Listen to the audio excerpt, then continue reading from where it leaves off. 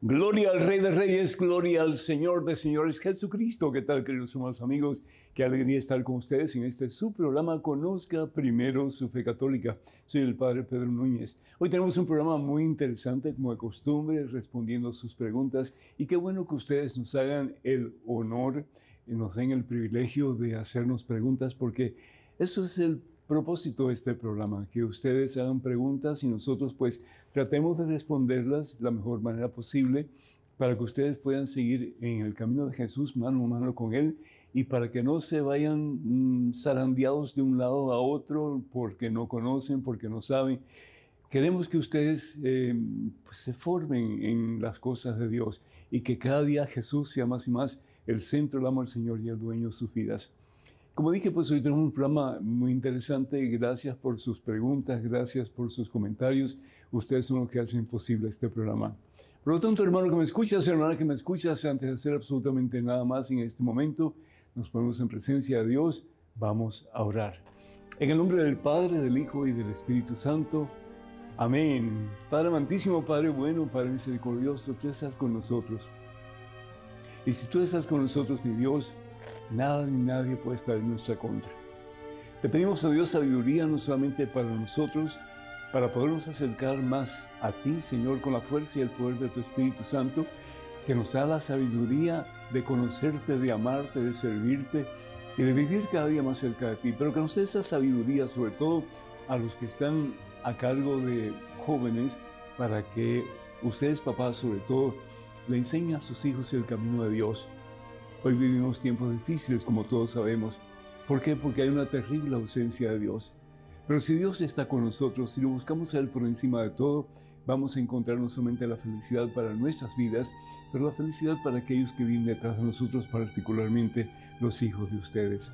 Padre misericordioso, bendice cada familia que está escuchando en estos momentos. Bendice, mi Dios, su deseo de ponerte a ti como centro y Señor de sus vidas, y que a través de sus vidas vividas para ti, Señor, a través del ejemplo que ellos tengan a sus hijos, que sus hijos crezcan en santidad y en presencia tuya, Señor, a pesar de los embates del mundo, a pesar de las tentaciones que el mundo ofrece, a pesar de los momentos en que pensamos que no necesitamos a Dios para ser felices, para poder tener paz. Ayuda, Señor, a este papá que me está escuchando. Dale, Señor, tu sabiduría, dale, Señor, la fortaleza que viene de ti, primero que todo para poner a Jesús como centro de su vida. A pesar de su trabajo, a pesar de sus inconvenientes, cualesquiera que estos sean, que Jesús más y más de verdad reine en su corazón para que Él pueda dar de lo que Él tiene. Y eso es amor de Jesús, presencia de Jesús y sobre todo el deseo de que Jesús reine en su corazón, en su familia, en su hogar y a través de su hogar en otras familias también. Bendice a esta hija tuya que tanto tú amas. A veces se decepciona, Señor, tal vez con sus hijos, tal vez con su esposo, pero dale, Señor, la certeza de que tú estás haciendo una obra grande en ella, una obra poderosa en ella, una obra transformadora en ella. Y a medida que ella se deja transformar por ti, tú vas a poder usarla a ella para transformar no solamente a su esposo si está lejos de ti, Señor, pero también a sus hijos. ¿Por qué? Porque para ti no hay nada imposible, Señor. Reina en los corazones de estas familias. Levanta, Señor, al que está caído, sana al que está enfermo. Restaura, Señor, la relación entre ellos y restaura su relación contigo. Y que podamos de verdad caminar en el camino mano a mano con Jesús hacia la meta que tú tienes para nosotros, que es la salvación. Señor, a ti la gloria en Cristo Jesús, por los siglos de los siglos. Amén, mi Dios, amén. Bendito seas. Gracias, hermanas y hermanos, por el cariño de ustedes. Gracias por el apoyo de ustedes que nos ven, que nos escuchan. Ustedes, de nuevo, como dije anteriormente, son los que hacen este programa posible. Quiero dar gracias a Dios por todos los que nos escriben o nos llaman pidiendo oración. Doy gracias a Dios por Eustolia de Florida, que pide oración por su hijo Gabriel y también Karina y también por toda su familia. Que Dios les bendiga en abundancia en este día por siempre y los colme de su santo poder, de su santa presencia, de su santo amor. Pedro de Lima, Perú, da gloria a Dios por levantarnos después de cada caída. Dios es el Dios de las oportunidades, Pedro. Y si nosotros ponemos nuestros ojos en Jesucristo, A pesar de las veces en que nos apartamos de Él, qué bueno que podemos decirle, como el hijo pródigo, Señor, he pecado contra Dios y contra ti. Levántame, Señor. Quítame, Señor, esta situación difícil que hay en mí. Este pecado que parece no lo puedo dejar. Sabiendo que, Señor, yo solo no puedo, pero que todo lo puedo contigo, mi Dios, porque tú me fortaleces. Que el Señor te bendiga, Pedro, y te ayude, te dé la fortaleza para que cada día más y más Jesús sea el todo en tu vida. Doy gracias a Dios por Zion. Soy la de Bronx, New York, que pide oración por su hermana Milagros, que el Señor bendiga Milagros, que el Señor la restaure, la libere de todo mal y que pueda Milagro continuar pues el camino de Jesús, que al fin y al cabo es el camino que Dios tiene para ti, para mí, para todos nosotros. También pedimos por Gustavo de Hidalgo, México. Da gracias a Dios por todas sus bendiciones. Y tenemos muchas bendiciones, ¿no es cierto? Caramba, si nos pusiéramos a contar cada bendición que tenemos desde el momento en que tenemos la vida, tenemos la oportunidad de respirar, de ver las maravillas de Dios, tantas cosas, ¿no? Nuestras familias y sobre todo la fe en ese en quien todo lo podemos y para quien todo es posible, que es Jesús el Señor. Qué diferente sería nuestra vida si en vez de enfocarnos en las cosas negativas, y que muchas veces son muchas, ¿no es cierto?, comenzamos a enfocarnos en lo positivo, en las cosas maravillosas, grandes, poderosas, auténticamente especiales que Dios nos da cada día por lo mucho que nos ama. Qué diferente sería nuestra vida. Doy gracias a Dios por Angélica de Ciudad Camaro en Chihuahua, México. Pido oración por el eterno descanso del alma de Ramón Joel, que murió de 17 años e iba a entrar en el seminario. Pues pedimos al Señor por su familia, que el Señor colme sus corazones de santa paz, y por Joel para que termine su misión aquí en la tierra, si tiene que pasar por purgatorio, que sea un tiempo corto, y que pronto pueda recibir la corona de los santos, la corona de la victoria, que es el cielo, y desde la presencia de Dios pueda orar por su familia y por todos nosotros. Tal vez esa es la misión que Dios quiere para él, no en el seminario, no como sacerdote, pero al lado de Dios, orando, intercediendo ante Jesús por nuestras necesidades. Doy gracias a Dios por José de New York, que da gracias al Padre por sus enseñanzas. Muchísimas gracias, José, por ser parte de esta gran familia de televidentes y también de radioescuchas de WTN y Radio Católica Mundial. Que el Señor te bendiga en abundancia a ti y a todos tus seres queridos. Y finalmente, Angélica de San José, California, que pide oración por su salud y paz en su corazón. Jesús es paz. Y el que tiene a Jesús tiene paz. ¿Por qué? Porque Jesús es la paz que anhelamos todos. Es el que llena el vacío de tu corazón y el mío. Es el que da sentido a nuestra vida y propósito a nuestra existencia. Bendice, Señor, a tu hija Ángela, dije Angélica, creo. Ángela, bendice a Ángela, Señor, y cólmala de la presencia transformadora de Jesús, el príncipe de la paz. Así sea, mi Dios. Amén. Hermanos y hermanos, quiero recordarles que antes de comenzar con el programa de hoy, recordarles que cualquier pregunta ustedes tengan, pues por favor nos pueden llamar, nos pueden escribir. Pero si nos llaman, el número telefónico es el 205-271-2924. Repito, 205-271-2924. Si nos quieren escribir, por favor, háganlo a la siguiente dirección: padrepedro@ewtn.com. padrepedro@ewtn.com. Y recordarles que tenemos mucho material disponible en español de Madre Angélica y también de este servidor. Para más información sobre el catálogo religioso de WTN y lo que tiene disponible, pues pueden comunicarse con nosotros al siguiente número telefónico: 205-795-5814. 205-795-5814. El tema de hoy: Padre, transmite la fe a tus hijos. O padres, transmitan la fe a sus hijos. La primera pregunta que yo haría es: ¿qué es fe? ¿Qué es fe? Porque hay personas que dicen, bueno, fe es creer que Dios existe. Pero es mucho más que eso. Porque bien la palabra de Dios en la carta del apóstol Santiago nos dice que aún los demonios, Satanás y sus secuaces, creen en Dios, creen que Dios existe, sí, pero sin embargo tiemblan. Entonces, la fe no solamente es una decisión intelectual de la existencia de Dios por todo lo que vemos, pero es mucho más que eso. La fe es un compromiso. La fe es una sumisión a la voluntad de Dios. La fe es poder decir, Señor, yo te acepto como Señor de mi vida, como Rey de mi vida, y por lo tanto quiero hacer tu santa voluntad. Entonces, no solamente es decir, yo creo que Dios existe, pero porque creo que Dios existe, voy a poner mi vida en tus manos santas y poderosas, Señor. La fe es una decisión, hermanos. Es una decisión de cada día, ¿sí?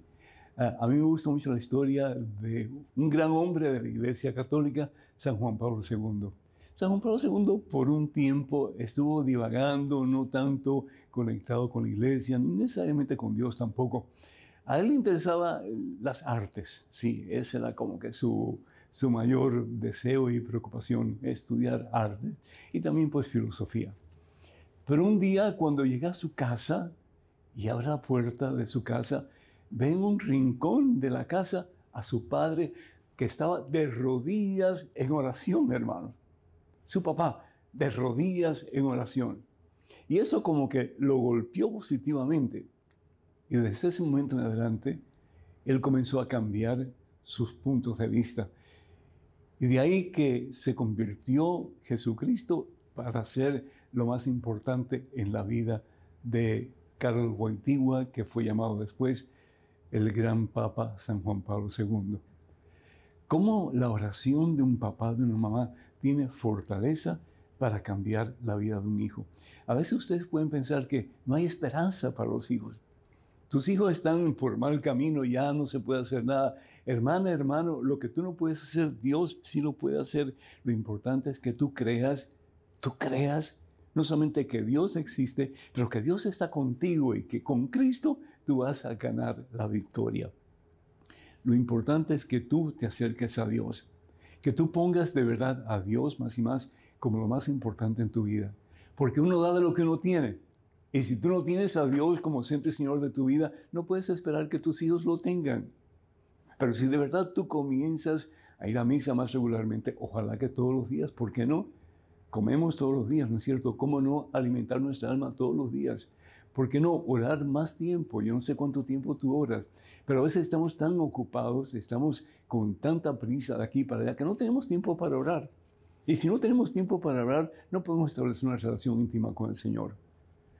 Es importante entonces dedicarle tiempo al Señor. ¿Cuánto tiempo? Pues ya tú verás. Mínimo, pienso yo, sería una media hora al día. Vemos televisión, mínimo una media hora al día.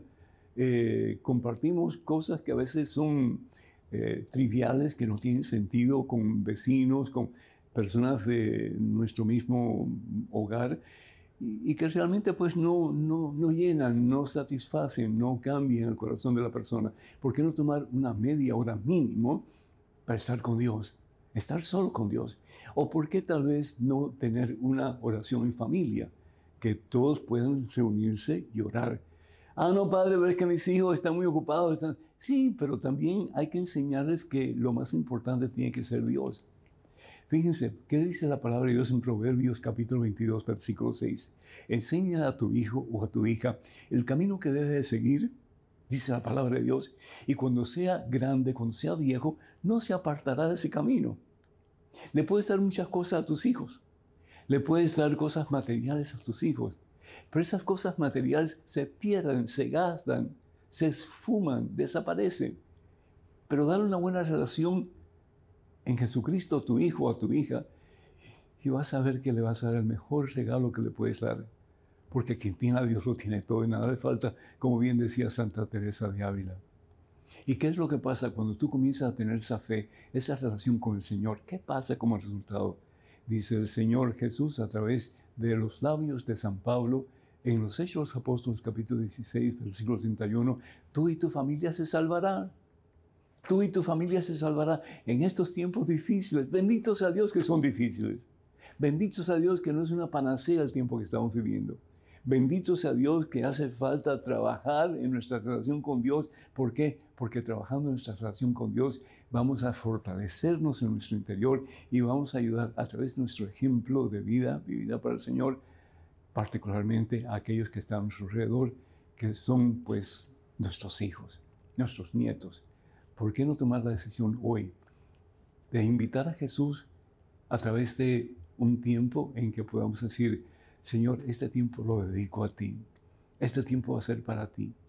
Y a través de mi tiempo dedicado a ti, yo quiero dedicar tiempo para mi familia, para que juntos te podamos conocer, que podamos leer tal vez la lectura del domingo y que podamos hablar sobre esa lectura, cómo me afecta a mí, qué me dice Dios a mí a través de esta lectura.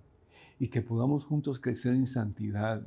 Dios no nos quiere cristianos mediocres, Dios nos quiere cristianos santos, que imitemos a Jesús, que vivamos como Jesús, para que un día de las manos de Jesús podamos recibir esa corona maravillosa, esa corona poderosa, esa corona que es la corona de la victoria, la corona de la vida, que es el cielo. Hermana, hermano, este es el día de tu salvación, dice la palabra de Dios. Este es el día de tu victoria. Comienza a acercarte de verdad a Jesucristo. Comienza a ponerlo como centro y Señor de tu vida. Y vas a ver que vas a dar lo mejor que tú tienes a tu familia, particularmente a tus hijos. Vas a transmitir la fe que Dios pone en tu corazón. ¿Por qué? Porque la fe es como un granito de mostaza que a medida que tú la cuidas, a medida que tú la ayudas a crecer, esa fe se va a convertir en algo grandioso en ti. Y la gente, particularmente tu familia, va a poder ver el cambio en tu vida. Y eso es lo que Dios quiere, que se nos note que somos auténticos cristianos. Tus hijos entonces van a querer tener lo que tú tienes, van a seguir tu ejemplo. Y un día, al nombre de Jesús, toda tu familia se va a arrodillar y va a proclamar que Cristo Jesús está vivo y que Jesús es el Señor, para gloria de nuestro Padre Dios. A Cristo que vive gloria, honra y honor por los siglos de los siglos. Amén. Que Dios nos bendiga. Vamos a ir a un corte, a una pausa. Regresamos en cuestión de momentos.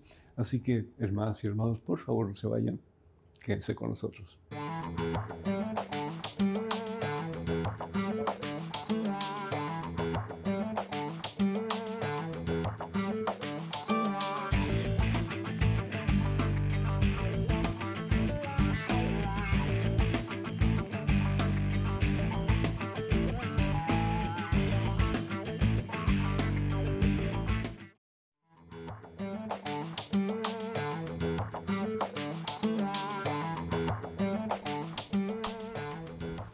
Bendito, alabado, glorificado sea el nombre de Jesús. Tenemos en estos momentos una pregunta con aquí en un correo electrónico. Adelante, por favor. Padre Pedro, gracias a su programa he ido aprendiendo mucho.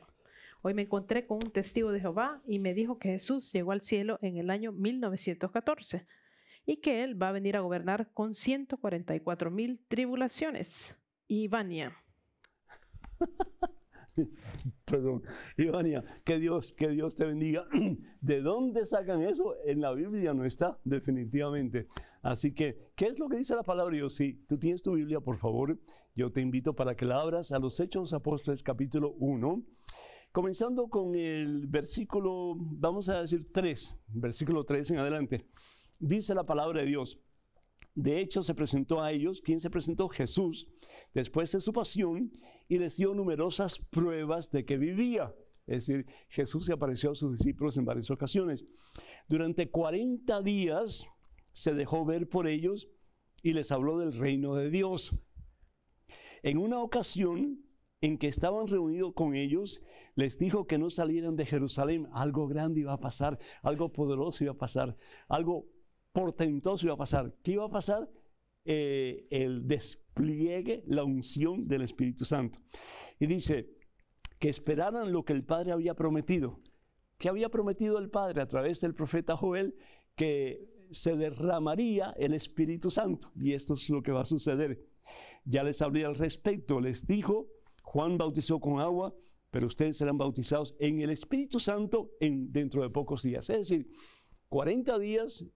Jesús está hablando con sus discípulos después de su resurrección y les dice que esperen en Jerusalén, que no se vayan de ahí y que van a recibir la promesa que el Señor a través del profeta Joel les ha comunicado, que recibirán Espíritu Santo, que se derramará el Espíritu Santo. Y no solamente sobre los discípulos que van a estar en el aposento alto, pero sobre todo ser humano si así lo desean o si así lo deseamos. Y dice en el versículo 8, recibirán la fuerza del Espíritu Santo cuando venga sobre ustedes y serán mis testigos. La única forma en que tú puedes ser testigo de verdad de Cristo Jesús es si en tu corazón hay amor por Cristo Jesús. Tú no puedes ser testigo de Dios a no ser que el amor de Dios te impulse a hablar de Dios, a dar testimonio de Él, a decirle a otros las maravillas que Dios ha hecho y continúa haciendo en tu vida. Serán mis testigos en Jerusalén, es decir, comenzando en casa, que a veces es lo más difícil, porque nadie es profeta en su propia tierra. En toda Judea, en Samaria y hasta los confines de la tierra, dice el Señor. Dicho esto, fíjense, dicho esto, Jesús fue arrebatado ante sus ojos y una nube lo ocultó de su vista. Jesús había ascendido al cielo. Eso es decir que Jesús estaba en América, que Jesús estaba, eso es ridículo.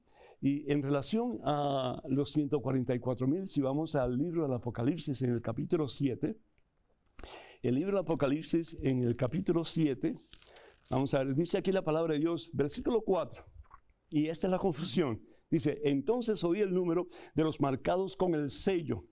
¿El sello de quién? El sello de Dios, el sello de Dios. ¿Y cuál es el sello de Dios? Pues el Espíritu Santo, el Espíritu Santo. 144,000 de todas las tribus de los hijos de Israel. 144,000, esos son los que van a estar en el cielo. Entonces, no, ¿qué significa eso? 12 tribus de Israel y 12 los apóstoles. 12 por 12, 144, más 1,000 que representa un número indefinido de gente. Esos son los 144,000. Y si queremos más prueba, vamos entonces a la siguiente página. Dice la palabra de Dios en Apocalipsis capítulo 7, versículo 9.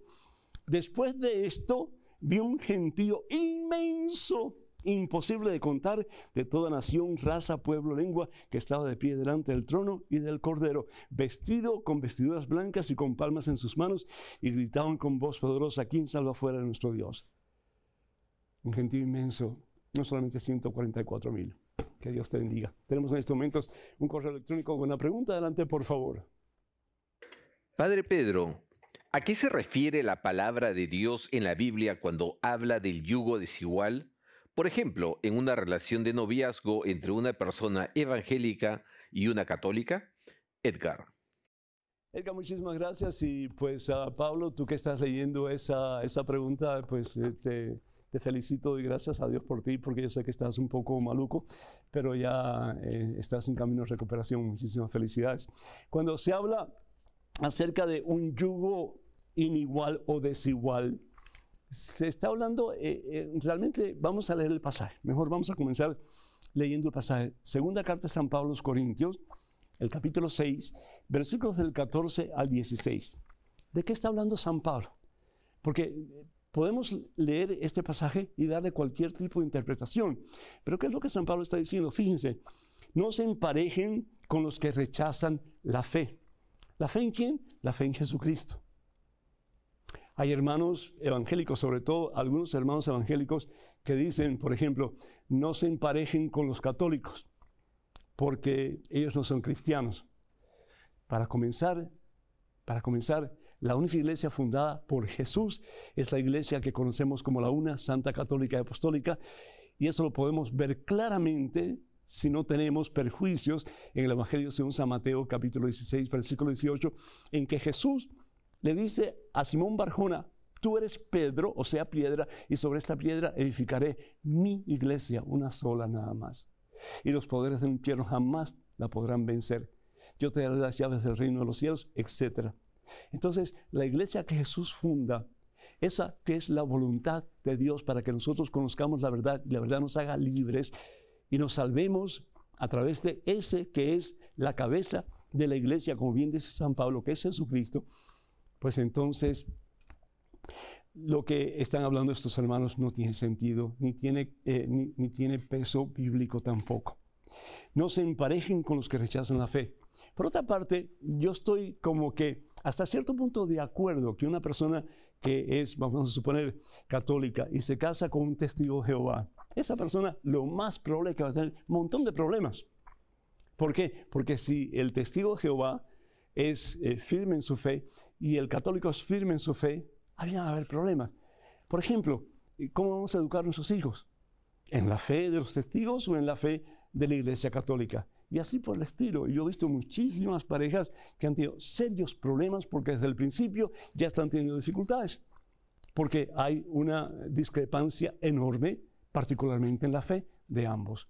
Entonces, yo sí estoy de acuerdo que hay que tener mucho cuidado con quién se casa uno.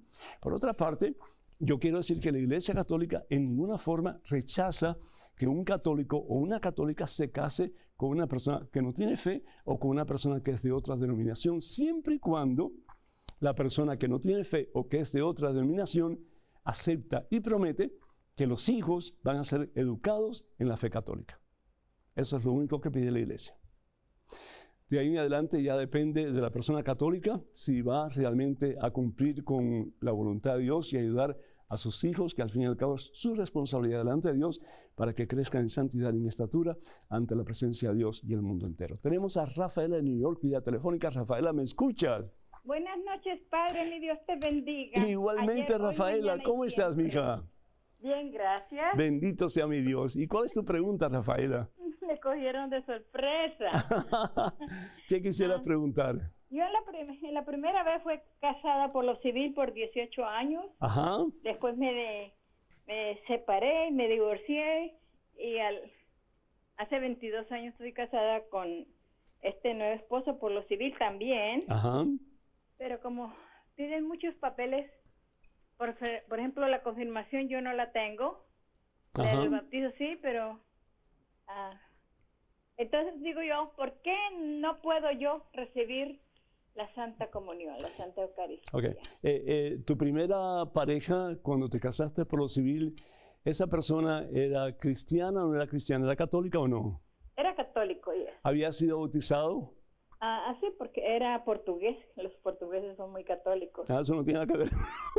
Es decir, pero bueno, asumamos que era católico. Tiene que haber un proceso de nulidad de ese matrimonio. La iglesia, por ejemplo, si dos personas fueron casadas, por ejemplo, en el caso de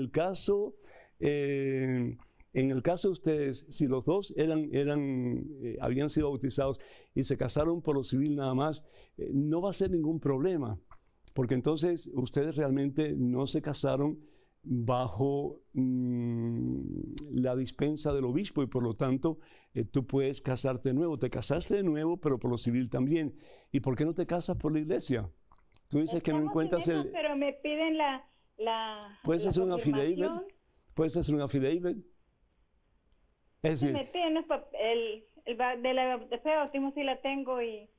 lo importante es el bautismo, el certificado de que fuiste bautizada.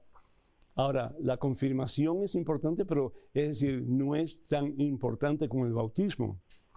Entonces, yo lo que haría es hablar con tu sacerdote para que él averigüe exactamente qué es lo que la diócesis tuya pide.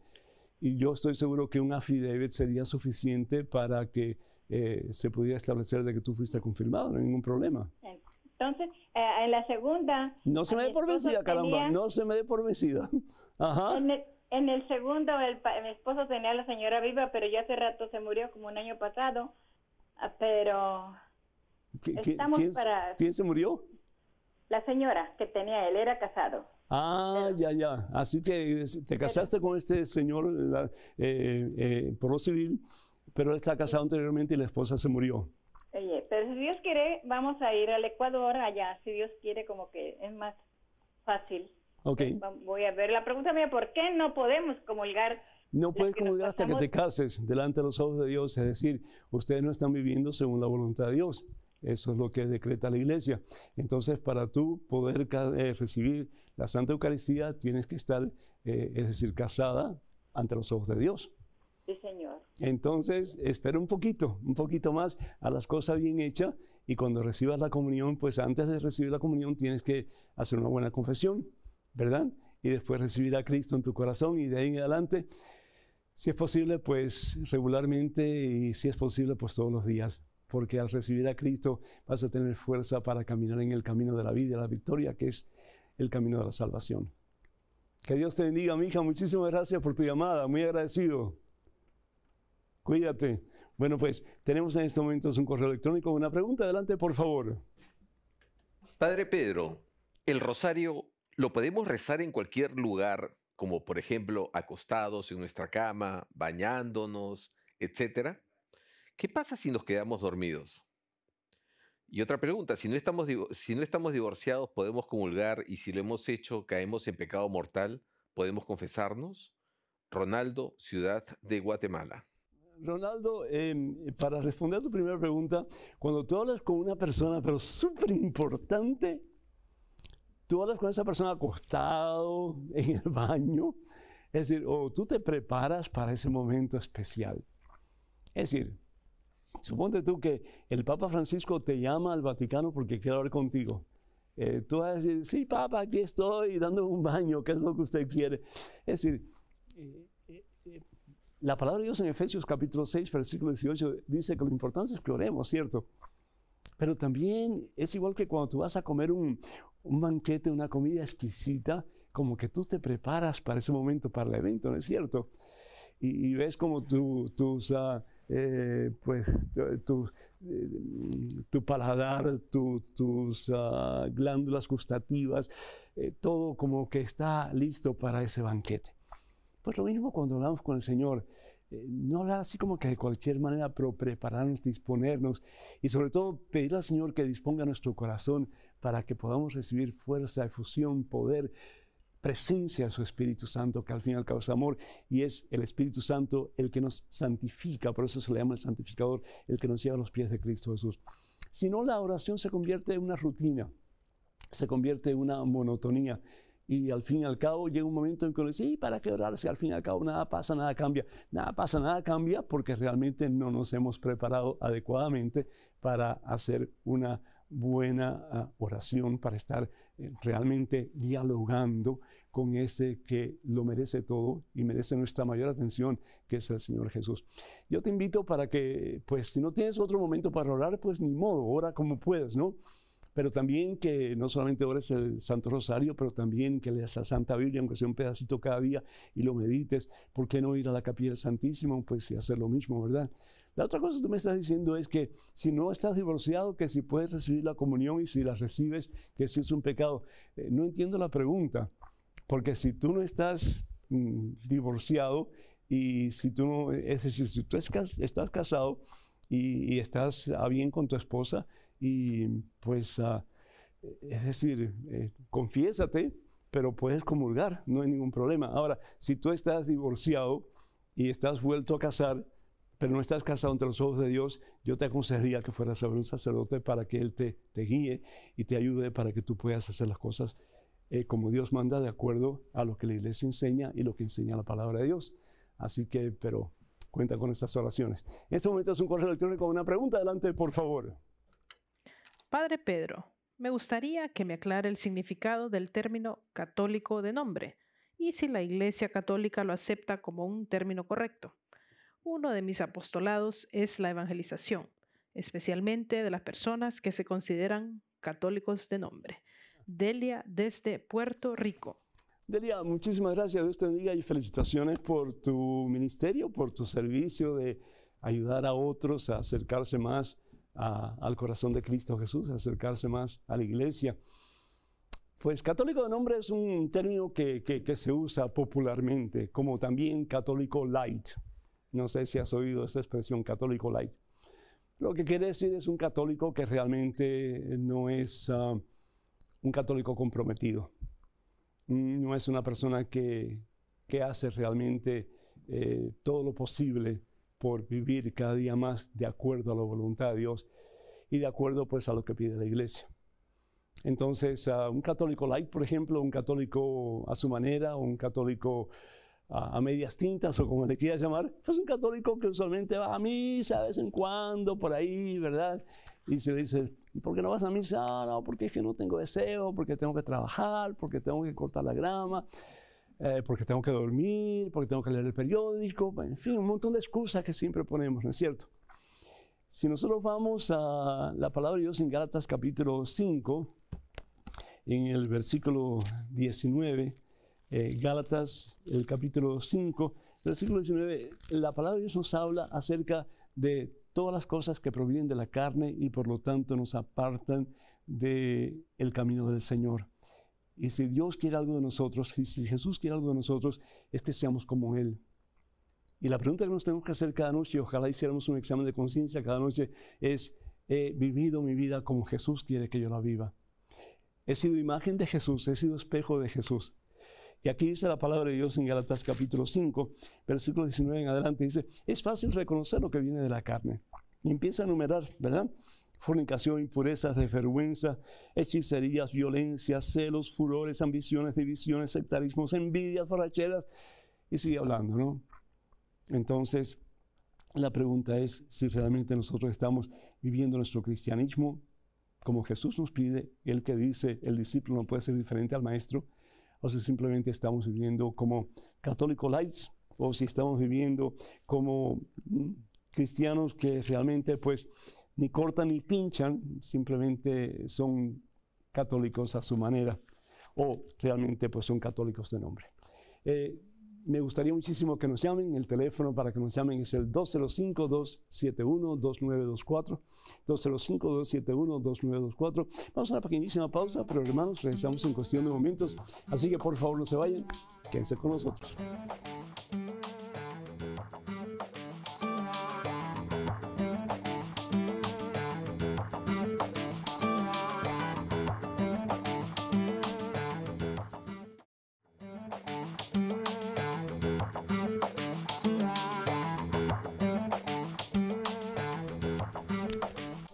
Glorificado, exaltado sea el nombre de Jesús. Señor, llenos, oh Dios, del poder, de la fuerza, de la presencia de tu Espíritu Santo. Hermanos y hermanos, tenemos a Mario de Pensilvania vía telefónica. Mario, ¿me escuchas? Padre, ¿cómo está? Bendecido por la gracia de Dios. ¿Cómo estás tú, Mario? Amén, muy bien, gracias a Dios. Bendito sea mi Dios. Y tu pregunta, por favor. Es un comentario y una lectura a la misma vez. Okay. Acerca de los hermanos que separados. Sí. Siempre dicen que María tuvo más hijos. Ajá. Pero hay una lectura en Zacarías, capítulo 12, versículos 10 y 11, que todos los católicos debemos de tener esa lectura en la mente para debatir con los hermanos acerca de y defender a María. Ajá. ¿La puedes leer, por favor? Sí, es que Zacarías, capítulo 12, versículo 10 y 11. Dice: dispondré el ánimo de los descendientes de David y de los habitantes de Jerusalén para que se vuelvan a mí con amor y confianza. Llorarán por aquel que traspasaron, como se siente la muerte de un hijo único, y lo echarán de menos como se lamenta el fallecimiento del primer hijo. Amén. Esta lectura dice que Jesús fue el único hijo unigénito. Amén. En ninguna parte de la Biblia, Mario, en ninguna parte se dice que María tuvo otros hijos. Se habla de los hermanos de Jesús, ¿cierto? Sí. Pero no se dice en ninguna parte hijos de María. Si hubiera, en la cultura hebrea, si una mujer tiene otros hijos, hubieran dicho fulano de tal, hijo de María, hermano de Jesús. Fulana de tal, hija de María, hermana de Jesús. Pero en ninguna parte se dice eso, simplemente se dice hermanos de Jesús. En el tiempo de Jesús, los caseríos, las comarcas eran bien pequeñitas y todos eran parientes. Todos eran parientes. En Nazaret todos eran parientes, ¿verdad? En Belén todos eran parientes. El lugar que era más grande, porque era el lugar donde estaba el templo, pues era Jerusalén. Pero todos los demás eran caseríos, eran comarcas bien pequeñas. Y cuando se habla de parientes, se está hablando de hermanos, porque la palabra hebrea para parientes es realmente hermanos. Entonces, todas aquellas personas que de alguna forma eran parte de la familia extendida de Jesús, eran considerados hermanos de Jesús. Pero fíjate una cosa interesante. En el Evangelio, según San Juan, en el capítulo 20, cuando el Señor Jesús tiene ese encuentro maravilloso con María Magdalena, y Jesús le dice a María Magdalena, no me toques porque todavía no he subido donde mi Padre, que es el Padre de ustedes, donde mi Dios, que es el Dios de ustedes. Sin embargo, le da una misión a María Magdalena, que es que vaya donde los que están en el aposento alto, para que le diga a ellos que Él ha resucitado. Y les dice, vete donde mis hermanos y diles, esto está en el Evangelio según San Juan, capítulo 20, versículo 17, en adelante. Vete donde mis hermanos y diles, subo a mi Padre, que es el Padre de ustedes, mi Dios, que es el Dios de ustedes. ¿Y a dónde fue María Magdalena? Dice la palabra de Dios, María Magdalena se fue y dijo a los discípulos, esos son los hermanos de Jesús, he visto al Señor y me ha dicho esto. Si Jesús hubiera tenido otros hermanos, cuando el Señor estaba en la cruz colgando, Evangelio según San Juan capítulo 19, le hubiera entregado a su madre a uno de los hermanos que estaba ahí.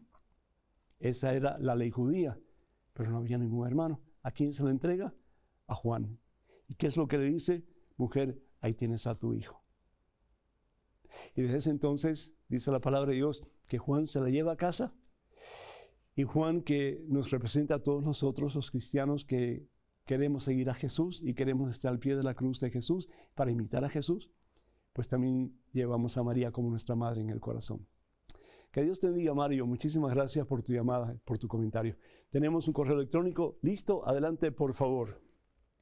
Padre Pedro, ¿por qué en la procesión de entrada va el sacerdote atrás de los acólitos y lectores? De último, nosotros en el peregrinaje de esta vida vamos detrás de Jesús. Y tengo entendido, esto es lo que representa la procesión de entrada. Gracias y bendiciones. Mélida. Mélida, muchísimas gracias. Pues en la procesión de entrada para la Eucaristía, el sacerdote va detrás porque el sacerdote está imitando a Jesús. Más aún, el sacerdote está actuando alter Christi, es decir, en la persona de Cristo. Es Cristo en la persona del sacerdote quien va a hacer la consagración, quien va a cambiar pan en su propio cuerpo y vino en su propia sangre. La palabra de Dios entonces, y esto es lo que el sacerdote hace, dice, entonces se sentó, llamó a los 12 y les dijo, si alguno quiere ser el primero, que se haga el último y el servidor de todos. Jesús hizo el servidor de todos. En el Evangelio según San Juan capítulo 13, versículo 15, ¿qué es lo que hace el Señor Jesús? Sino lavar los pies de sus discípulos. Y le dice a ellos, ustedes me llaman Señor y Maestro, y lo soy. Pues si yo les he lavado los pies a ustedes, ustedes hagan lo mismo unos con los otros. Y en el Evangelio según San Mateo capítulo 20, la palabra de Dios dice que Jesús habló y dijo, hagan como yo, que no he venido para ser servido, sino que para servir y dar mi vida como rescate por muchos. Por eso el sacerdote es el último, porque el sacerdote que representa a Cristo, más aún Cristo en la persona del sacerdote, es el último, porque Jesús ha venido no para ser servido, sino que para servir y para dar su vida como rescate de tu alma y de la mía, para que tú y yo no muramos eternamente, sino para que un día nuestra sea la victoria final, que es el cielo. Tenemos en estos momentos un correo electrónico con una pregunta. Adelante, por favor. Padre Pedro, me gustaría que me ilumine con sus enseñanzas. ¿Cuáles son las jerarquías u organigrama de los sacerdotes y diáconos? ¿Y qué funciones pueden hacer y qué no? Gracias, Roberto. Roberto, muchísimas gracias. Pues la palabra de Dios, sobre todo en la primera carta de San Pablo a Timoteo, en el capítulo 3 y en el capítulo 5, perdón, habla acerca de esos tres ministerios ordenados en la iglesia. Y los tres, primero están los diáconos, después están los presbíteros o sacerdotes, y por último, y como los más importantes, los obispos. Y bien, como sabemos, pues la palabra obispo es una palabra griega que significa supervisor. Los primeros apóstoles de Jesús fueron supervisores de diferentes comunidades y de ahí ellos, pues a través de la imposición de las manos, pues ordenaron a otros obispos para que continuaran la misión y continúa hasta el fin de los tiempos. Pero si nosotros vamos a la primera carta de San Pablo a Timoteo capítulo 3, versículos del 8 hasta el 10, dice la palabra de Dios en relación a los diáconos, que es la primera escala en la jerarquía de la iglesia. Los diáconos también han de ser respetables y de una sola palabra. Y sigue hablando. Primero sean sometidos a prueba y después, si no hubiera nada que reprocharles, sean aceptados como diáconos. ¿Qué hace el diácono? Pues cuando se eligen los 7 diáconos que encontramos en los Hechos de los Apóstoles, ¿cuál es el propósito de ellos? El servicio. El servicio a las viudas, el servicio a los huérfanos, el servicio a los desvalidos. ¿Para qué? Para que los apóstoles, los primeros obispos de la iglesia, se puedan dedicar completamente a la prédica de la palabra, a evangelizar, a enseñar, a catequizar, a dar la palabra, que al fin y al cabo, como dice San Pablo, es a través de la prédica de la palabra, Romanos capítulo 10, versículo 17, que entra la fe en el corazón del ser humano. La otra escala pues sería los presbíteros o los sacerdotes. La palabra de Dios, sobre todo en el Antiguo Testamento, hace una distinción entre el sacerdocio de Cristo y el sacerdocio del Antiguo Testamento, es decir, los sacerdotes del templo.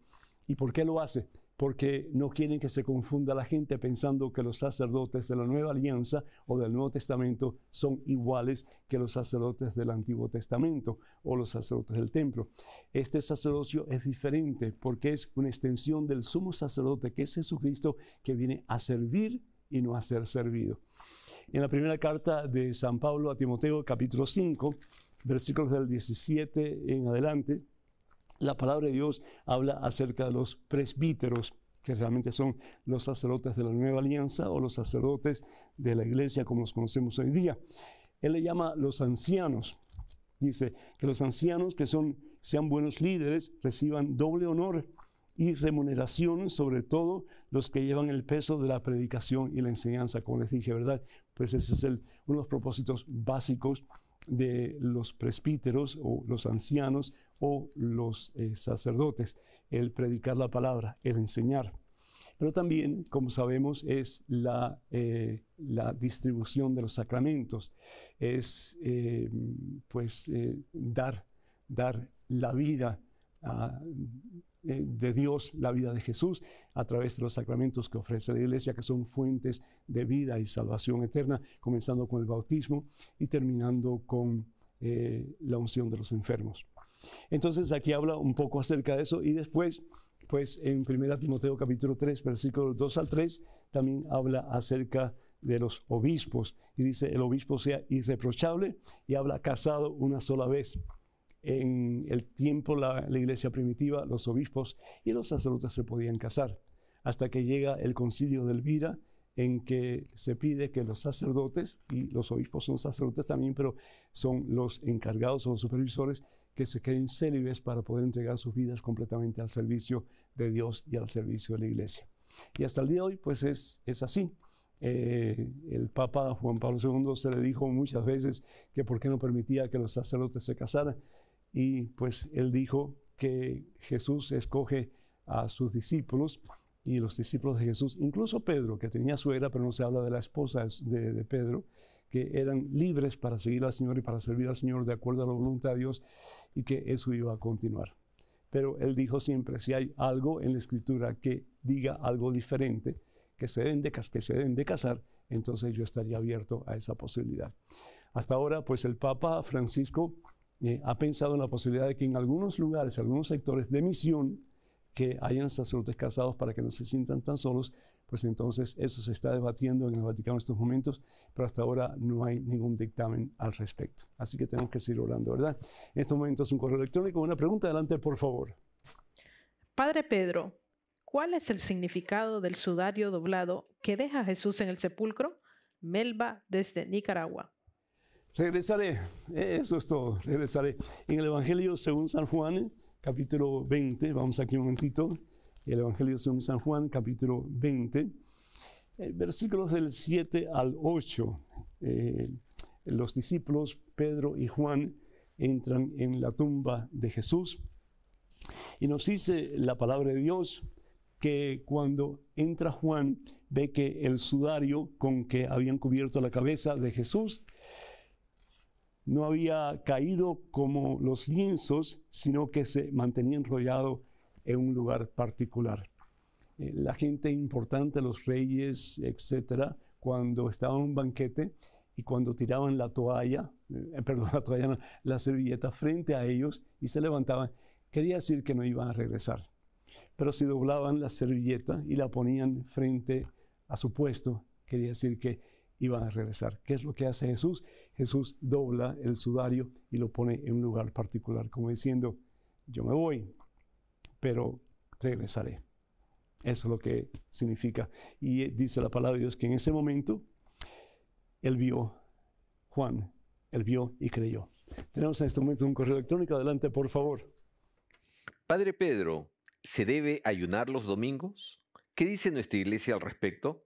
Gracias de antemano, Rommel de Nicaragua. Rommel, Dios te bendiga. Pues el domingo realmente es el día que menos se debe ayunar, porque es el día de celebración, es el día de la victoria de Jesús sobre el pecado, el demonio y la muerte. Es el día en que celebramos la resurrección del Señor.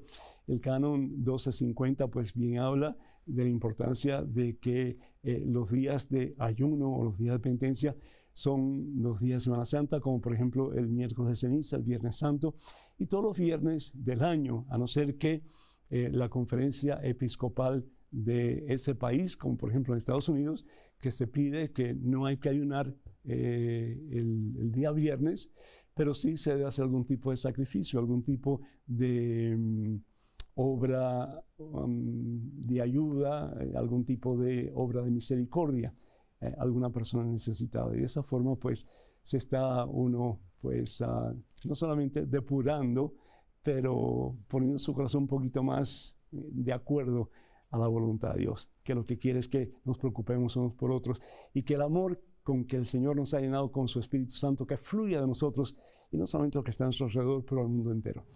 Alabado sea Cristo Jesús, Señor y Salvador de tu vida y de la mía también. Hermanos y hermanos, vamos llegando a la conclusión de este programa, pero antes quiero compartir con ustedes un par de anuncios. Primero que todo, este próximo sábado, ya llega así, 23 de septiembre, tendremos un evento de sanación para todas las familias en la Iglesia del Apostolado Hispano en Nueva Orleans, la casa de ustedes.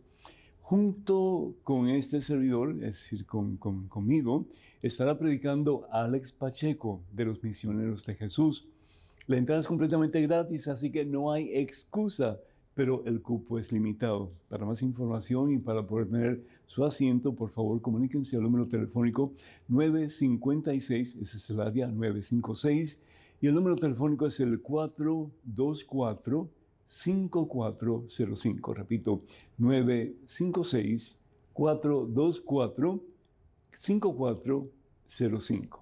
Así que eso va a ser este próximo sábado en la capilla o la iglesia del Apostolado Hispano en la ciudad de Nueva Orleans, Luisiana. Los esperamos a todos. Y segundo, que estaré en Chavinda, en Michoacán, México.